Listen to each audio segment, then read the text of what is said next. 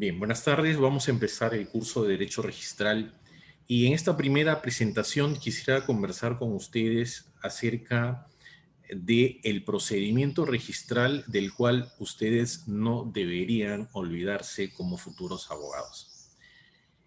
Y en este esquema vamos a explicar de manera sucinta, de manera breve, cuál es el fundamento o en qué se sustenta este procedimiento registral. En primer lugar, les decía, creo que en la primera clase, les decía que el fundamento del procedimiento registral lo tenemos que buscar en la Constitución. Y les decía en esta clase, en esta primera clase, que no vamos a encontrar una norma expresa que sustente este procedimiento. Sin embargo, podemos hacer un análisis sistemático de la norma constitucional y encontrar por ahí dentro del artículo segundo de la Constitución y también dentro del tema de la propiedad, en donde se señala que la propiedad es inviolable y que el Estado lo garantiza. Entonces, ¿cómo garantiza, por ejemplo, el Estado la propiedad? Entonces, el Estado garantiza la propiedad a través del sistema registral. Entonces, ahí vamos a encontrar nosotros, si se quiere, el fundamento de no solamente del procedimiento registral, sino de la institución registral en el país. El segundo fundamento de este procedimiento es la Ley 26.366. Esta ley es importante, que se dio en la década de los 90, el año 1994, en octubre, entró en vigencia esta ley el 17 de octubre de 1994, y esta ley es importante porque crea dos cosas. Crea el SINAR, o sea, el Sistema Nacional de los Registros Públicos, y crea, a su vez, el ente rector de este sistema, que es la SUNAR, o sea, la Superintendencia Nacional de los Registros Públicos. Entonces, esta ley es importante porque crea estas dos instituciones registrales en el Perú y lo que va a hacer es sistematizar sobre todo los diversos registros que existían en el Perú, los sistematiza en 4 grandes registros. En el registro de la propiedad inmueble, en el registro de bienes muebles, en el registro de personas jurídicas y en el registro de personas naturales. Eso es lo que tenemos de acuerdo a esta ley 26.366. Luego tenemos debajo de esta ley, o si se quiere a la par de esta ley, al Código Civil. El Código Civil en el libro 9 se regula lo que es los registros públicos. Es decir, en este código se van a normar o se dicta o se ha dictado o está contenido en este Código Civil los principios registrales que sustentan este procedimiento registral, ¿no? Vamos a encontrar el principio de legalidad, el principio de erogación, el principio de prioridad, el principio de publicidad, etcétera, etcétera. Ahí encontramos en el Código Civil, vamos a encontrar el fundamento también de este procedimiento registral. Después de estas normas de carácter legal, tanto la ley 26.366 como nuestro Código Civil, vamos a tener dos normas también de igual importancia, pero que de alguna manera,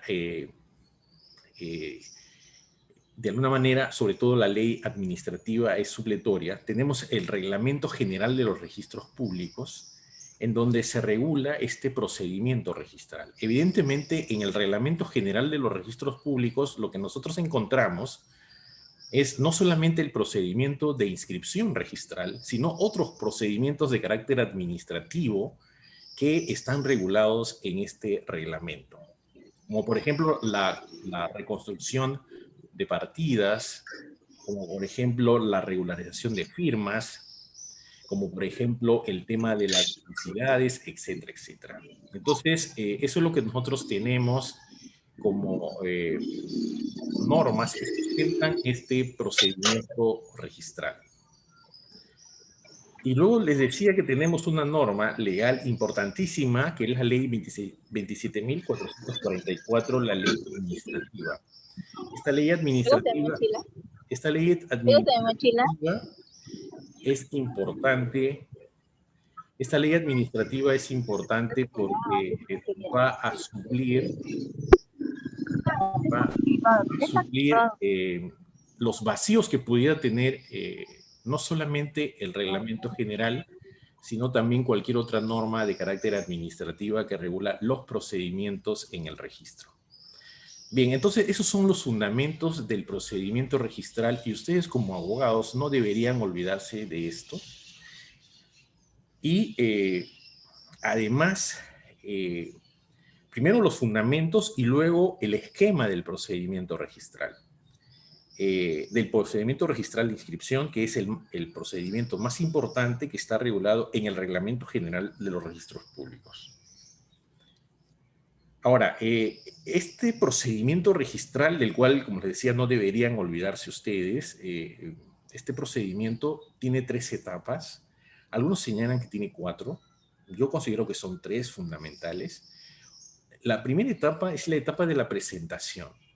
Es la etapa en donde el usuario, el interesado, es el que acude al registro a través de las notarías, a través de los despachos judiciales o los despachos de la administración, recurren al registro para inscribir, para solicitar la inscripción de actos y derechos o contratos. Entonces, esta primera etapa es importantísima porque sin ella no se puede iniciar el procedimiento registral. El procedimiento registral se inicia siempre a solicitud de parte como regla general. Eso no deben olvidar. Como regla general, tienes que acudir al registro, tienes que solicitar al registro una inscripción de un derecho o de un acto o un contrato. Sin esta solicitud, sin esta etapa de presentación, no se inicia este procedimiento.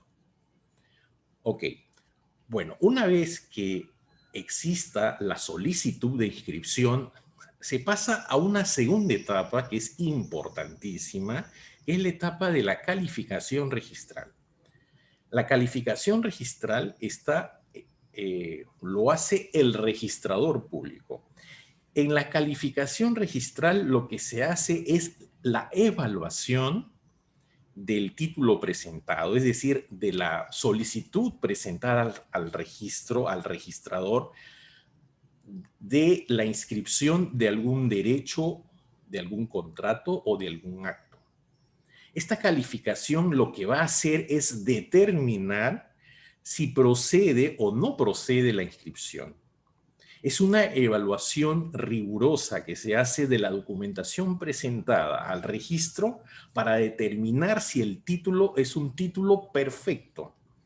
Si es un título perfecto, conforme a las normas que regulan el derecho o el acto y a las normas registrales, se inscribe.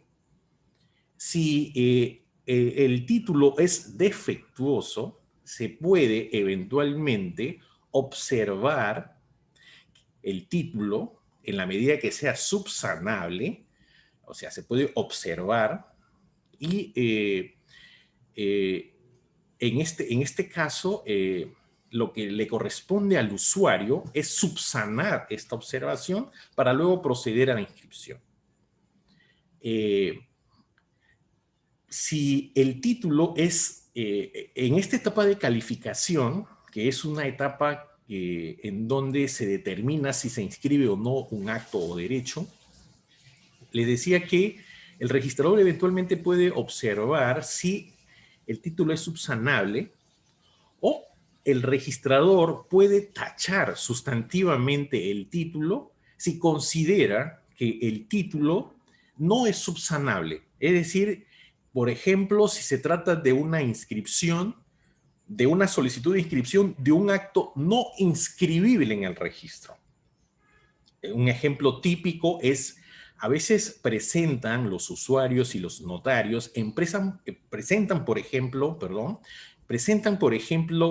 la solicitud de inscripción de la transferencia de acciones de una empresa, de una sociedad anónima, abierta o cerrada, o a seca sociedad anónima, presentan la transferencia de estas acciones. Por ley, la transferencia de acciones no se inscriben en el registro. Por tanto, se trata de un defecto insubsanable, porque por ley no se inscribe en el registro, entonces el registrador hace la tacha sustantiva, es decir, rechaza la solicitud de inscripción. Ahora, ahí hago un llamado, porque esta calificación registral, ¿quién la hace? La hace el registrador en primera instancia y la hace el tribunal registral en segunda instancia. O sea, nosotros tenemos este principio de la doble instancia que está en la Constitución y, por tanto, las decisiones del registrador, sobre todo las decisiones en donde se rechaza la inscripción de un título, pueden ser apelados al tribunal registral. Y el tribunal registral en sede administrativa tiene la última palabra. Evidentemente, el tribunal registral también tiene esta tarea calificadora. O sea, no solamente el registrador es el que determina si se inscribe o no un acto o derecho, sino eventualmente, si en primera instancia el registrador considera que un acto o derecho no es inscribible, puede el tribunal registral revocar esta decisión del registrador en primera instancia y ordenar la inscripción de este acto o derecho. Muchas veces sucede que el tribunal registral lo que hace es confirmar la observación o la tacha sustantiva que se hace en primera instancia. En este caso, no está en la diapositiva, pero en este caso, el usuario que se siente desprotegido o que se siente sin el amparo del registro puede acudir a los órganos jurisdiccionales, es decir, al Poder Judicial, para que sea el juez el que determine si un acto o derecho se inscribe. Es decir, excepcionalmente, el juez también tiene este proceso calificatorio. O sea, de manera excepcional, el juez es el que califica si se inscribe un acto o derecho. Bien, entonces esta es la segunda parte de este procedimiento registral. Luego tenemos la tercera parte, que es la inscripción. Esta tercera parte, en la calificación, el resultado puede ser una calificación positiva, es decir, si el título está ok, está perfecto, se dice que la calificación es positiva. Y si la calificación es negativa, es decir, si se observa o se tacha sustantivamente, evidentemente no se inscribe. Pero si la calificación es positiva, es decir, si el título es perfecto, entonces se tiene que inscribir el acto o derecho redactando un asiento de inscripción. Entonces, con eso terminaría el procedimiento registral. O sea, el procedimiento registral, ¿cómo termina?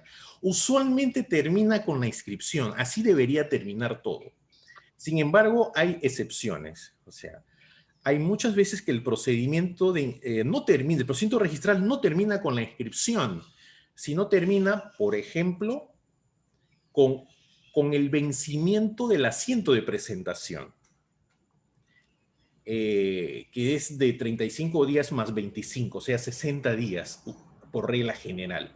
Una vez que, si el título, o sea, el acto o derecho solicitado para su inscripción ha sido observado, o ha sido liquidado porque falta pagar el arancel correspondiente, o sea, los derechos registrales. Entonces, y si el usuario, el interesado, no subsana la observación en este plazo de 60 días, entonces el procedimiento registral termina con la tacha procesal. O sea, la tacha procesal implica que el procedimiento registral, es decir, los plazos o el plazo establecido por ley ha vencido y por tanto se tiene que rechazar la inscripción de ese acto o derecho.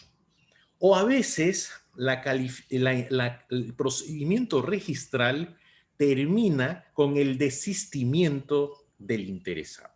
Es decir, el interesado se da cuenta de que le falta algo, que no va a poder subsanar, etcétera, etcétera. Entonces lo que hace es pedir al registrador el desistimiento, es decir, que le devuelvan la documentación presentada para que pueda subsanar eventualmente y en una fecha posterior presentar nuevamente la solicitud de inscripción.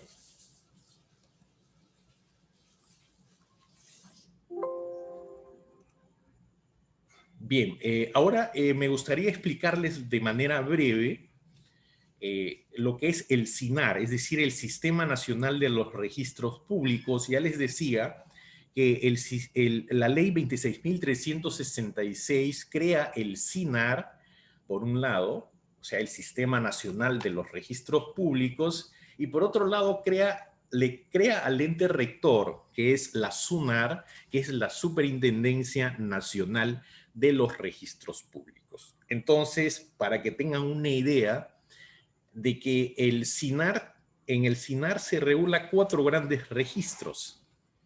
El registro de personas naturales, el registro de personas jurídicas, el registro de la propiedad inmueble y el registro de bienes muebles.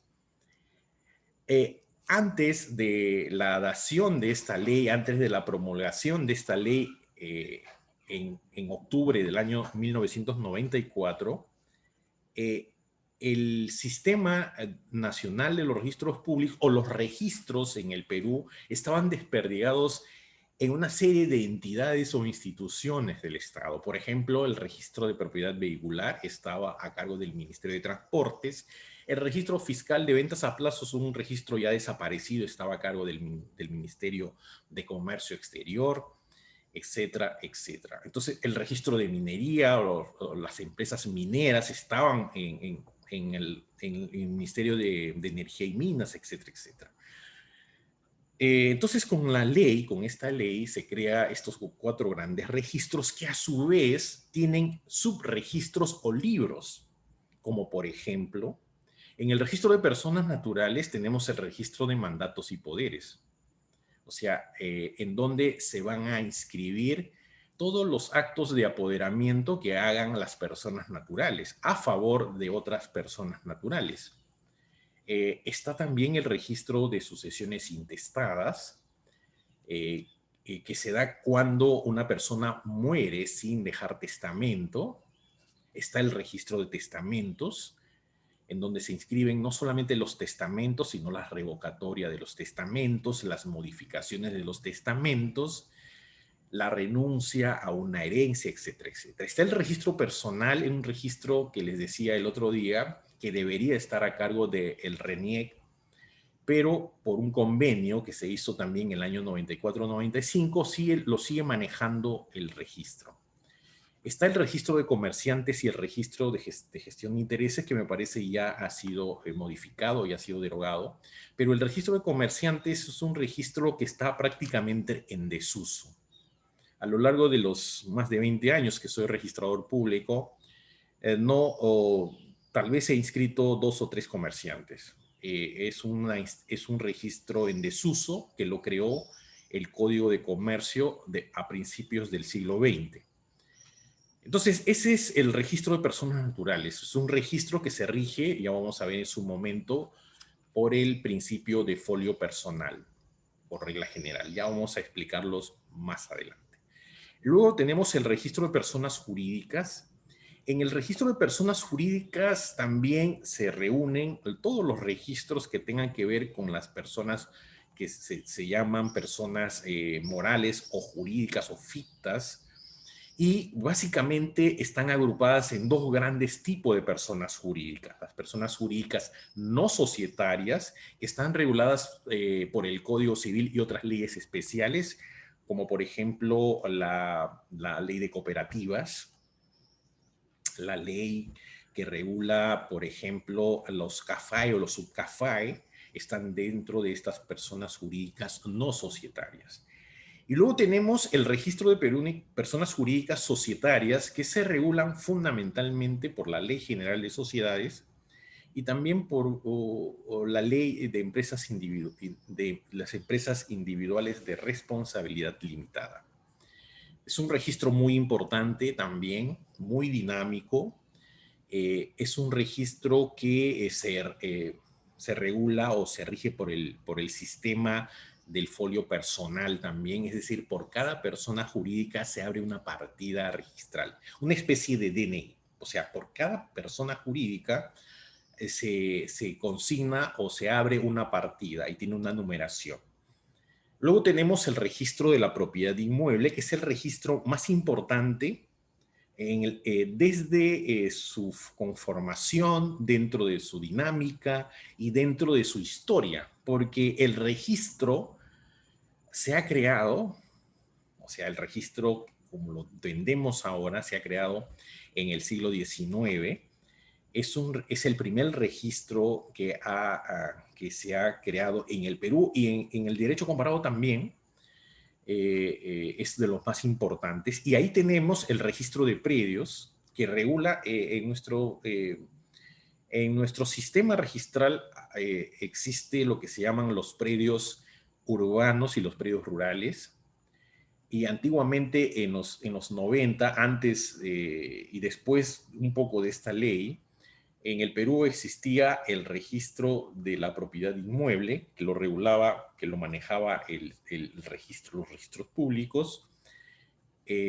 Había el registro de pueblos jóvenes o asentamientos humanos, que lo manejaba ¿cómo se llama esta institución? Se me fue, era el ente titulador era COFOPRI y había el registro predial urbano. Y también había una sección especial de predios rurales. A partir de una ley que se dio el año 2000, en 2002, si no me equivoco, 2004, se crea el registro de predios y se unifica en un solo registro en el Perú el registro de predios, el registro de la propiedad, es decir, tanto urbanos como rurales. Luego tenemos el registro de concesiones públicas, que es un registro también importante, en donde se van a inscribir las concesiones, por ejemplo, forestales o mineras en el registro, que está a cargo del registro de la propiedad inmueble. Por cada concesión también se va a abrir una partida especial. Y luego tenemos un registro muy dinámico, que es el registro de bienes muebles, en donde el registro o el sublibro estrella es el registro de la propiedad vehicular. El registro mobiliario de contratos es una nota aparte ahora, pero es un registro también del mismo modo importante. Y luego tenemos el registro de buques, el registro de aeronaves, etcétera, etcétera. Esos son los 4 grandes registros que regula esta ley 26.366. Bien, ahora me gustaría comentarles a ustedes, ¿cuáles son las garantías del SINAR y que están en esta ley 26.366 y explicarles brevemente en qué consisten las garantías del sistema registral peruano que están contenidas en esta ley y que creo que toda persona debería conocerlo, más aún cuando vamos a ser abogados o somos abogados? Entonces, empecemos. La primera garantía del sistema registral peruano es la autonomía. ¿Autonomía de quién? Autonomía de los funcionarios, sobre todo del registrador en el ejercicio de sus funciones. Es decir, el registrador no tiene en el ejercicio de sus funciones un jefe.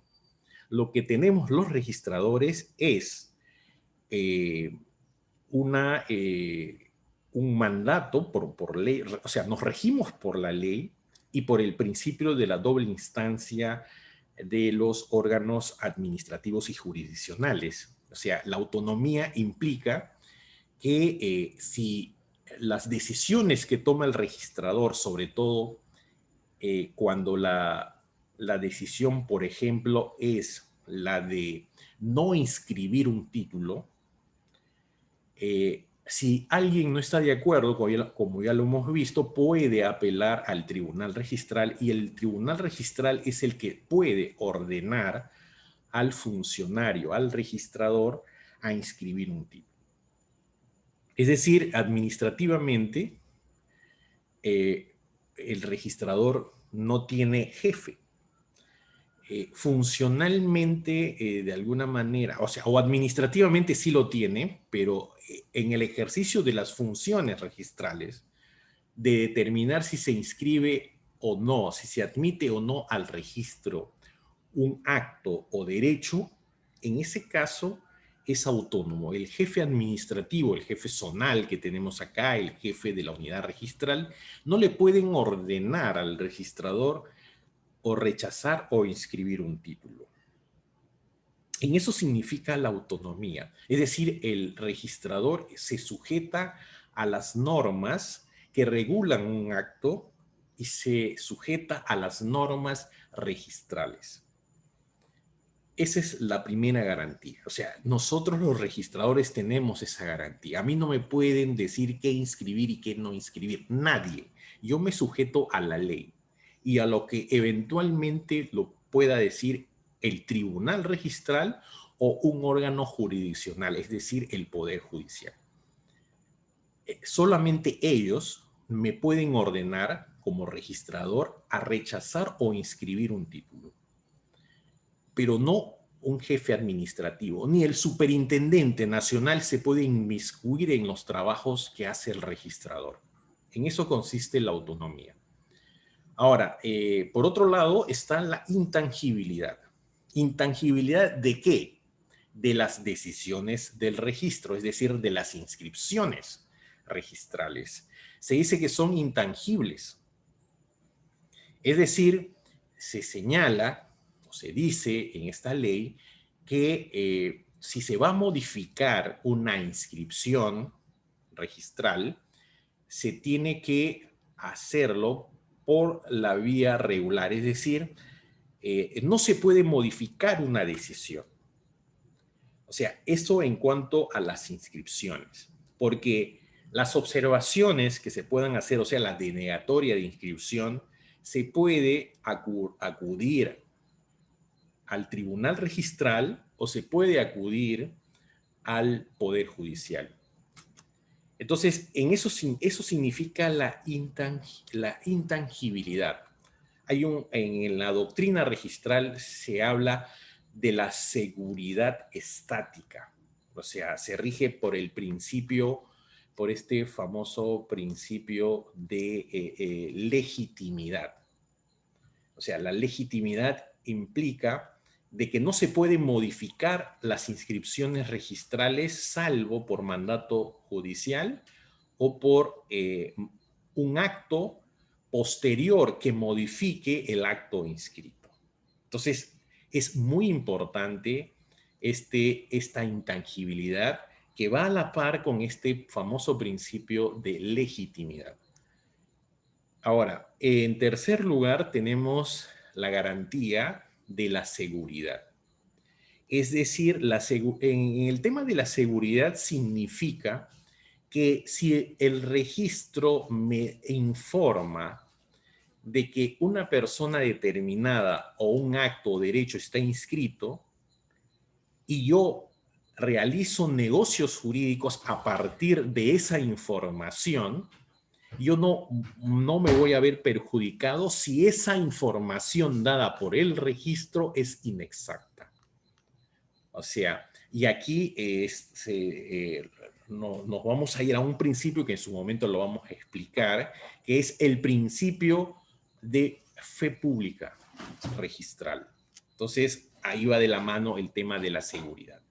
Implica que los negocios jurídicos que yo realizo, por ejemplo, comprar, o sea, si yo averiguo en el registro y quiero comprar un vehículo y el registro me dice que la persona X es el propietario y yo hago un negocio jurídico con esta persona X, le compro el vehículo y resulta que él no es el propietario, yo no debería verme perjudicado por esa información, pero eso también es una discusión que también ha dado mucho que hablar en estos últimos años en el sistema registral.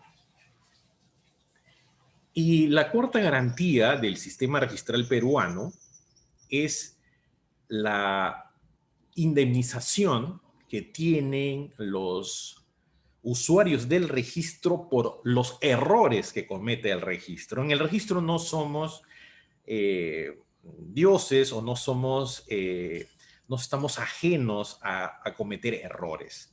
Evidentemente tienen que ser errores no intencionales, porque si no ya estamos en un tema de delitos. Cuando se cometen errores y una persona es perjudicada por una mala decisión de los funcionarios del registro, del registrador, ya sea por una inscripción registral o por una denegatoria de una inscripción, el retardo de una inscripción, y está probado que se han perjudicado a los usuarios del registro, estas personas pueden demandar una indemnización y el sistema registral garantiza esta indemnización. Es decir, en este caso el sistema, la SUNAR, es la que va a tener que pagar la indemnización que corresponda, que sea ordenada en un proceso judicial. Es decir, se tiene que demandar estos daños, esta demanda de indemnización se tiene que discutir en el Poder Judicial y es el juez el que tiene que decir si procede o no procede y cuánto es el monto de esta indemnización que se le tiene que pagar a un usuario del registro. Evidentemente, luego se repite al registrador y finalmente el registrador no solamente puede terminar en la cárcel, sino también puede terminar pagando la indemnización porque le tiene que cobrar la SUNAR y perdiendo su trabajo. Eso es lo terrible. Entonces, estas son las 4 garantías del sistema registral peruano que están regulados en esta ley 26.366. Bueno,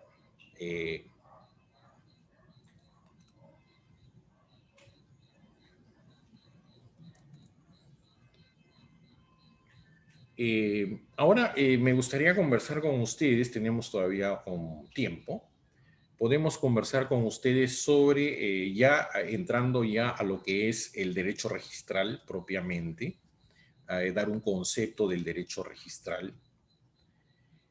Creo que en primer lugar deberíamos nosotros tener una idea de lo que es el registro y de cómo se denomina al sistema o al registro en otros sistemas en el derecho comparado. Por ejemplo, en España se le llama al derecho registral derecho hipotecario, porque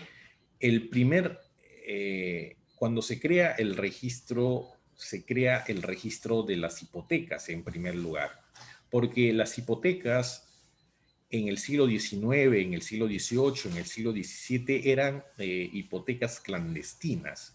O sea, clandestinas en el sentido de que solamente las partes que suscribían un contrato de hipoteca eran las que conocían. Y cuando una persona compraba una propiedad, no se sabía si la propiedad tenía hipotecas o no. Entonces, para evitar estos problemas y de probar y de saber y de investigar, o sea, uno cuando compraba una propiedad en esas épocas, tenía que persignarse y saber y rogar de que no vengan algunos acreedores cobrándonos o cobrando o tratando de rematar el inmueble que hemos comprado. Entonces, para evitar esa situación y conocer si los predios que se están transfiriendo, que están en este mercado inmobiliario, tienen o no garantías, o sea tienen hipotecas. Entonces, se creó el registro de hipotecas y por eso en España se llama al registro, al derecho registral, se le llama derecho hipotecario. Luego hay otros en la doctrina también, en el derecho comparado, se denomina al derecho registral como derecho inmobiliario registral o simplemente derecho inmobiliario. Evidentemente, estas denominaciones al derecho registral no, o sea, de alguna manera no muestran lo que en la realidad es el registro. O sea, si hablamos de derecho hipotecario, lo restringe a las hipotecas, por un lado, y si solo hablamos de derecho inmobiliario, estamos hablando del registro de la propiedad inmueble. Y como hemos visto ya en nuestro sistema registral, nosotros no solamente tenemos el derecho o sea, el registro de la propiedad inmueble, sino tenemos los registros de personas naturales, de personas jurídicas y el registro de bienes muebles. Entonces, decir a nuestra disciplina, denominarla derecho registral inmobiliario o simplemente derecho inmobiliario, es una inexactitud que doctrinariamente ya se ha corregido y por eso en el derecho comparado se denomina a nuestra disciplina derecho registral. Ahora, ¿qué tenemos en el Perú? En el Perú lo que tenemos es que el derecho registral eh, hay hasta 3 entes, si se quiere, que regulan el tema de los registros, de los registros jurídicos que se llaman en la doctrina, porque hay otros registros que son de carácter administrativo. Entonces, por ejemplo, la SUNAR o la ley que crea el SINAR solamente regula ciertos derechos, o sea, o ciertos registros, pero no son todos los registros jurídicos en el Perú. Por ejemplo, la SUNAR no maneja lo que es el registro de marcas, de patentes, de lemas, que está a cargo de Indecopi. Y estos registros de marcas, de patentes, que lo regula Indecopi, también son registros jurídicos. Y por otro lado está el tema de los partidos políticos que está en la ley electoral, en el sistema electoral peruano, en donde se inscriben los partidos políticos y que no están a cargo de la Superintendencia Nacional de los Registros Públicos. Entonces, volviendo al tema de la denominación del derecho registral, lo que podemos decir es que estas denominaciones, tanto de derecho hipotecario como derecho inmobiliario registral y derecho inmobiliario a secas, no responden a la naturaleza actual del registro. Ahora, ¿qué cosa es el derecho registral? En esta parte, yo siempre recuerdo, junto con mis alumnos, eh, las acepciones de la palabra derecho y en función de las acepciones de la palabra derecho, nosotros podemos dar un concepto del derecho registral. O sea, si nosotros vemos, por ejemplo, al derecho en el sentido de un derecho subjetivo, el derecho registral son las facultades o prerrogativas que tienen las personas para acudir a los entes registrales y asegurar la inscripción de algún acto o de algún derecho. O sea, es una prerrogativa que tenemos. En el Perú eh, eh, tenemos un sistema de voluntariedad por regla general. Es decir, no es obligatorio ir al registro siempre. En algunos casos sí, por ejemplo, en el caso del registro vehicular o en el caso del registro de personas jurídicas eh, que se rigen por derecho público interno. O sea, privado interno, perdón. Entonces, en este caso, tenemos que ir al registro para que una persona jurídica exista. Si no inscribimos una asociación, si no inscribimos una empresa, una sociedad, no cae en la informalidad, en la irregularidad y no hay, por regla general, en principio, no existe una persona jurídica. Pero esas son las excepciones. La regla general en nuestro sistema es el de voluntariedad. Es decir, nosotros tenemos esta facultad, este derecho subjetivo, y los derechos se pueden ejercer o no se pueden ejercer. Y yo puedo comprar una casa y nadie me obliga a inscribir la casa que he comprado en el registro. Claro, por seguridad lo tengo que hacer, pero si yo no lo inscribo no pasa nada. Hay riesgos, por supuesto que hay, pero no hay una norma que nos diga que cuando compres una casa, cuando compres un vehículo, te tienes que ir al registro. Entonces, por un lado está esta facultad que uno tiene para poner en marcha, o sea, este procedimiento registral e inscribir un derecho o un acto.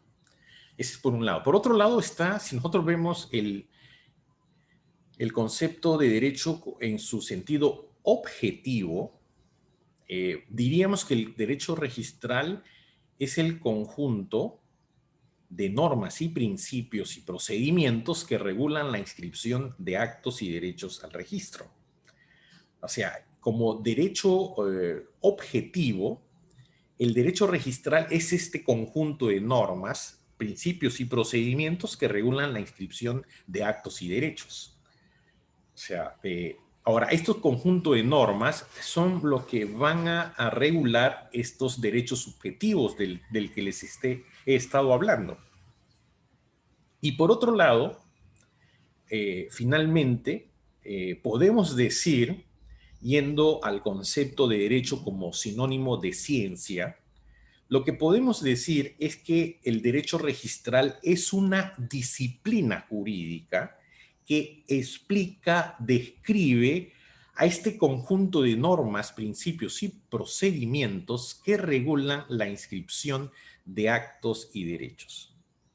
Entonces, nosotros podemos hacer un ensayo del concepto de derecho registral a partir de las acepciones de la palabra derecho. Ahora, me gustaría para ir terminando esta presentación y luego conversar con ustedes si es que tienen alguna cuestión, ver las características del derecho registral. En la diapositiva he puesto que hay varias de las características que tiene el derecho registral. Por ejemplo, se dice que el derecho registral es un derecho autónomo. ¿En qué sentido es autónomo? Porque el derecho registral es independiente no solamente del derecho civil, sino de cualquier otra especialidad que están contenidas no solamente en el Código Civil, sino en otras normas especiales. ¿Por qué es autónomo? Porque tiene normas, principios, procedimientos que regulan la inscripción de estos actos y derechos. Entonces, en ese sentido, es una rama autónoma porque es una rama especial del derecho civil, con sus propias reglas, con sus propios principios, con sus propios procedimientos. Otra de las características del derecho registral o de los caracteres que tiene el derecho registral es que el derecho registral es un derecho público. ¿Por qué es un derecho público? Porque las normas que regulan no solamente el funcionamiento de los sistemas de los registros en el Perú, el funcionamiento del propio sistema registral, sino también muchas de las normas que regulan el procedimiento registral son normas de orden público, es decir, normas que se tienen que cumplir sí o sí al margen de la autonomía de la voluntad, al margen de lo que podamos querer los registradores o los usuarios del registro. Son normas que se cumplen sí o sí y que no se pueden modificar por la autonomía de la voluntad privada. Otra de las características del derecho registral es que es limitativo. Es un derecho limitativo porque los actos que ingresan al registro, los contratos, son establecidos por ley. En ese sentido es limitativo. O sea, la ley señala qué se inscribe, o sea, qué derecho se inscribe. No, ojo, no cualquier derecho o cualquier acto o negocio jurídico es inscribible. Solamente la ley señala qué se inscribe y qué no se inscribe en el registro. En ese sentido, se dice que es limitativo el derecho registral. Por otro lado, otra de las características del derecho registral es que es formal. Formal porque lo que se hace en el registro para inscribir actos o derechos son de cumplimiento riguroso, los pasos que se tienen que seguir, las cosas que se tienen que presentar, los requisitos que se tienen que cumplir por mandato de la ley, sí o sí se cumplen y en ese sentido se dice que es un derecho formal o formalista. Luego, otra de los caracteres del derecho registral es que es legitimador de situaciones jurídicas. Y hemos visto, cuando hemos estudiado las garantías del sistema, cuando les he explicado las garantías del sistema registral, que el registro es legitimador de situaciones jurídicas. Legitimador significa su intangibilidad en tanto no lo modifique un mandato judicial o no lo modifique un acto o derecho posterior. O sea, es legítimo. Y por tanto, lo que está en el registro es, si dice el registro que A es el propietario de un inmueble, pues A es el propietario de ese inmueble. ¿Ok? En ese sentido se dice que es legitimador de situaciones jurídicas y yo les hablé de un principio que se llama el principio de legitimación registral que en su momento lo vamos a explicar. O sea, lo que se dice es que las inscripciones registrales tienen el amparo de los tribunales, tienen el amparo judicial, es decir, solamente el juez puede modificar una inscripción registral, ni el propio registrador que ha inscrito un título, bien o mal, puede modificar una situación jurídica. Solamente el juez o un acto posterior que los interesados o que el titular del derecho lo pueda hacer, modifica una situación jurídica. Por eso es importante el registro. Y por otro lado, y finalmente, otra de las características del derecho registral es que el derecho registral es protector del tráfico jurídico. Y acá nos volvemos a recordar las garantías del sistema registral, que es el de la seguridad. Protector del tráfico jurídico en el sentido de que si una persona ha realizado algún acto o derecho al amparo de la información obtenida regularmente por el registro, no puede perder su derecho. Esa es la regla general. Evidentemente, en cada situación se va a evaluar si esta protección amerita o tiene sustento para ser protegido. Pero la regla general es que el sistema, el derecho registral, es protector del tráfico jurídico. Es decir, una persona que realiza negocios, contratos, adquiere derechos a partir de la información obtenida regularmente por él en el registro, no perdería su derecho, ¿no? O sea, y aquí volvemos a recordar otro principio registral que es el principio de la fe pública o el principio de la buena fe. Bueno, esos son los caracteres o las características del del, eh, del derecho registral. Ahora me gustaría conversar con ustedes, si bien es cierto no está, me parece en la diapositiva, el derecho o del acto registral. El acto administrativo más importante en el registro es el acto registral de inscripción que realiza el registro. Y este acto administrativo que realizan los registradores públicos es importante y también tiene características. Por ejemplo, eh, un acto registral tiene, por ejemplo, es formal porque se basa en el cumplimiento de normas específicas.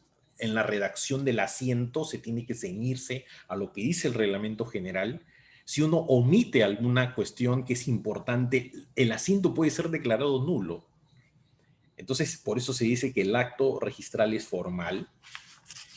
El acto registral es unilateral porque el acto de inscripción nace cuando el registrador autoriza la inscripción previa a la calificación del título.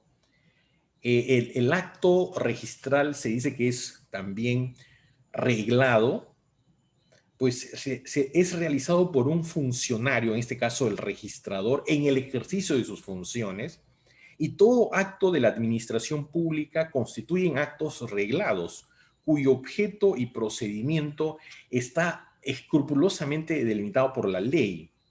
O sea, de tal manera que se garantice la actuación debida de la administración, porque no hay que olvidar que el registro, el sistema registral forma parte de la administración pública. Ahora, el acto registral también tiene efecto variable, en el sentido que puede ser constitutivo, declarativo, absoluto, relativo, con fe pública plena o fe pública restringida. Otra de las características del acto registral es que es impugnable. El registro no tiene la última palabra en esto. También es importante. Hay abogados erróneamente creen que con el registro van a ganar un caso y no es así. Ya les voy diciendo desde ahora, no hay que mentir a la gente, a los clientes, hay que decirles siempre la verdad. Eso es una cuestión ética importantísima. Entonces, una inscripción puede, puede ser declarada nula por el Poder Judicial. Por eso se dice que es impugnable. Les decía, no es que yo pueda impugnar una inscripción registral yéndome al tribunal. Ojo, una vez que se inscribe un acto o derecho, el único que puede modificar o declarar nulo es el Poder Judicial y no el Tribunal Registral. ¿Cuándo acudimos al tribunal registral? Cuando la calificación es negativa, cuando se observa o cuando se tacha sustantivamente un título o cuando se liquida un título. Entonces, esa es una de las características fundamentales del registro, es decir, que yo puedo impugnar judicialmente la inscripción de un título porque considero que esa inscripción no solamente está mal hecha, sino me perjudica. Y yo puedo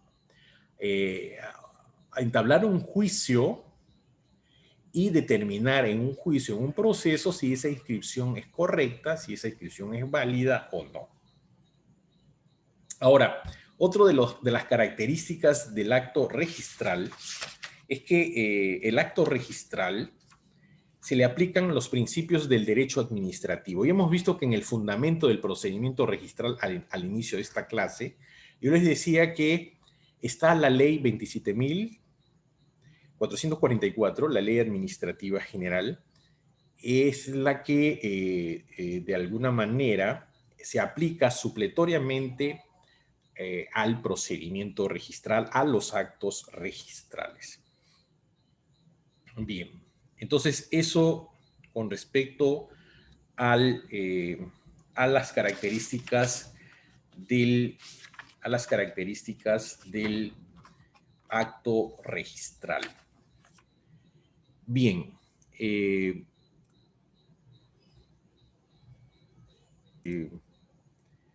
Con eso estaríamos terminando esta presentación y no sé si tienen, ahora sí pasamos a la etapa de las preguntas y comentarios de lo que acabamos de explicar en esta clase.